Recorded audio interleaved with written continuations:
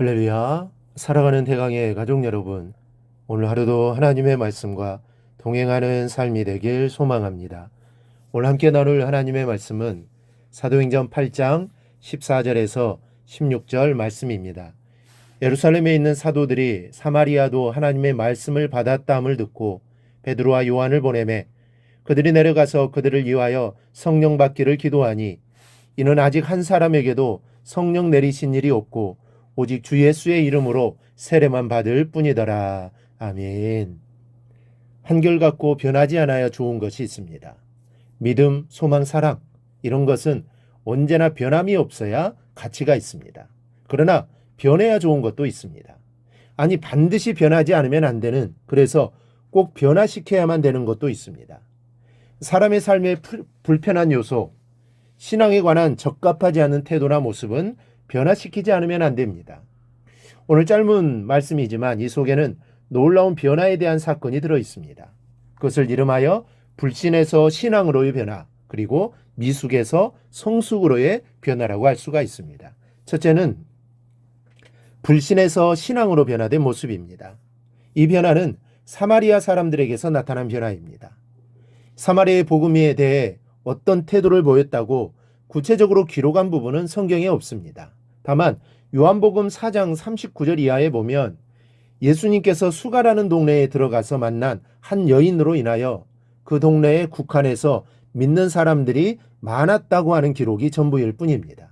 그래서 오죽하면 예수님께서도 12제자들을 파송하실 때 말씀하시기를 이방인의 길로도 가지 말고 사마리아인의 고을로도 들어가지 말고 오히려 이스라엘의 집에 잃어버린 양에게로 가라 하고 하셨을 정도입니다.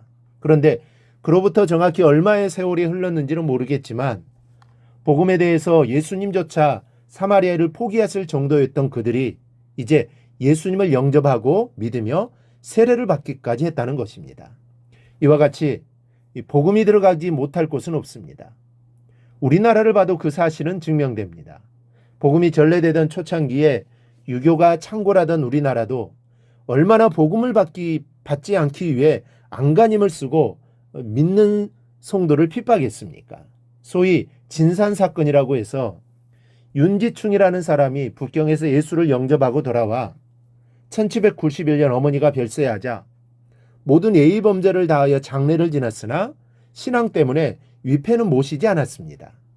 이것 때문에 천하의 불효자식이요 나라의 양속을 해치고 국가에 반역하는 멸기난상의 도라고 하는 누명을 쓰고 단두대에서 처형당했고 이 이후에도 1801년에 신유교난 등을 통하여 국가적인 시책으로 복음의 길을 막으려 안간힘을 다 썼습니다.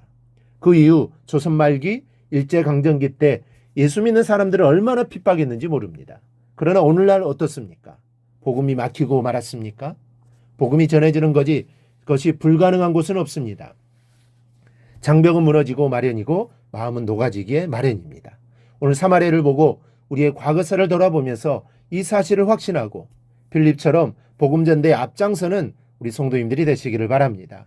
요즘 전도하기 얼마나 힘들고 어려운지 모릅니다. 하지만 예수의 이름에는 능력이 있고 권능이 있습니다. 불가능을 가능하게 합니다. 듣기만 하면 놀라운 일이 일어납니다. 그러니 담대하게 외치면 되는 것입니다. 그리고 이러한 책임이 저 여러분에게 있다는 사실을 잊어서는 안 됩니다.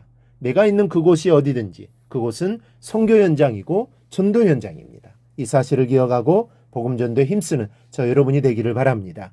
둘째는 미숙에서 성숙으로 변화된 모습입니다. 오늘 말씀 14절과 15절입니다. 예루살렘에 있는 사도들이 사마리아도 하나님 말씀을 받았다함을 듣고 베드로와 요한을 보내매 그들이 내려가서 그들을 영하여 성령 받기를 기도하니, 즉 사마리아의 소식을 듣고 예루살렘에 있는 사도들이 베드로와 요한을 보냈고 베드로와 요한은 사마리아에서 예수를 영접한 사람들이 성령 받기를 위해 기도했다고 했습니다. 그런데 누가복음 9장 54절에는 이런 기록이 있습니다. 제자 야고보와 요한이 이를 보고 이르되 주여 우리가 불을 명하여 하늘로부터 내려 저들을 멸하라 하기를 원하시나이까. 이 말은 예수님께서 예루살렘을 향하여 올라가실 때 사마리아 한 촌에 들렸으나 사마리아인들이 예수님을 거부하자 화가 난 야고보와 요한이 한 말입니다. 그런데 지금은 그 중에 하나였던 요한이 사마리아 사람들이 성령 받기를 바라는 마음으로 그들을 위해 기도하고 있는 것입니다. 사마리아 사람들이 예전에는 예수를 거부했으나 이제는 예수를 영접하고 믿으니 그들을 위해 기도한 것입니다. 성령 받기를 기도한 것입니다. 요나를 보십시오. 요나는 니느웨가 회개하자 오히려 심히 싫어하고 노하였다고 했습니다. 여호와여 원하건대 이제 내 생명을 거두어 가소서. 사는 것보다 죽는 것이 내게 나음이니이다. 도저히 니느웨가 구원받는 꼴을 눈뜨고 못 보겠다는 것입니다. 그러니 이런 심보가 어디 있습니까? 요한도 충분히 이런 마음을 가질 수 있습니다. 왜냐하면 전에 사마리아 사람들은 예수님을 거부했기 때문입니다. 그러나 요한은 이제 사마리아에 기꺼이 왔고 사랑하는 마음으로 그들을 위해 기도했습니다. 그만큼 신앙이 성숙해진 것입니다. 사랑하는 성도 여러분, 우리에게도 이러한 모습이 있기를 바랍니다. 아직 마음에 확신이 없는 분들이 있다면 확신이 자리 잡은 모습으로, 나만 아는 이기적인 신앙을 가졌던 분들은 다른 사람을 위해 사랑과 기도를 쏟아낼 수 있는 깊고 넓은 신앙으로 변화되기를 바랍니다. 인간은 끊임없이 변화를 추구하는 존재입니다. 그냥 앉아서 세월 가는 대로 변해가는 것이 아니라 스스로 바람직한 모습으로 자신을 가꾸어 가려는 능동적인 존재가 인간입니다. 신앙을 가졌다는 것만으로 만족하지 말고 어제와 오늘이 다른 성숙한 모습으로 변화되기를 힘쓰고 예수며 나아가는 여러분들이 되시기를 바랍니다. 그리하여 주님으로부터 칭찬 듣는 우리 성도들이 다 되기를 주님의 이름으로 축원합니다. 오늘 묵상한 말씀을 굳게 잡고 삶으로 실천하며 살아내는 대강의 모든 성도들이 되기를 축복합니다.